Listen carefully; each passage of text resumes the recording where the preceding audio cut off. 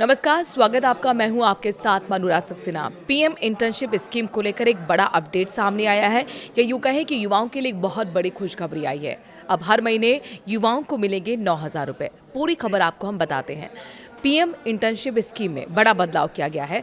अब 9,000 रुपए मासिक वजीफा मिलेगा। साथ ही सरकार ने उम्र सीमा भी बढ़ा दी है।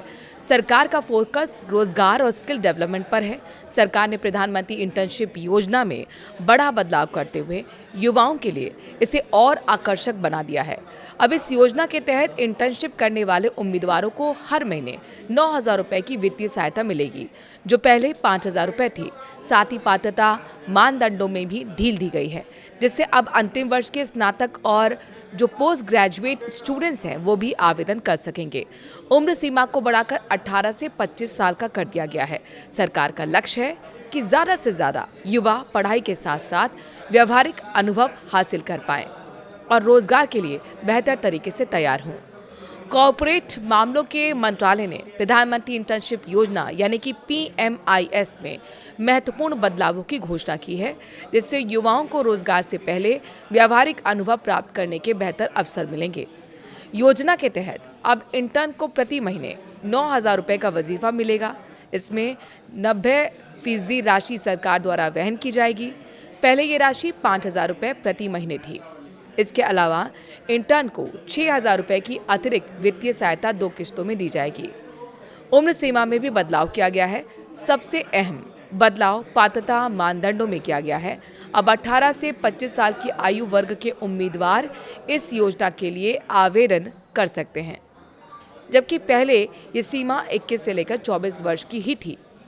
इसके साथ ही अंतिम वर्ष के स्नातक और पोस्ट ग्रेजुएट के स्टूडेंट्स योजना में शामिल हो पाएंगे। हालांकि ऐसा छात्रों को अपने संस्थान से NOC यानी कि अनापत्ति प्रमाण पत्र देना अनिवार्य होगा, जिससे सुनिश्चित हो सकेगा कि इंटर्नशिप उनकी पढ़ाई में बाधा नहीं बनेगी। ये योजना छात्रों को पढ़ाई के दौरान ही उद्योगों में काम करने का अवसर देती है, जिससे वो अपनी सैद्धांतिक पढ़ाई को वास्तविक अनुभव से जोड़ सकें। सरकार का मानना है कि इससे युवाओं की रोजगार क्षमता बढ़ेगी और उन्हें नौकरी के लिए बेहतर तरीके से तैयार किया जा सकेगा।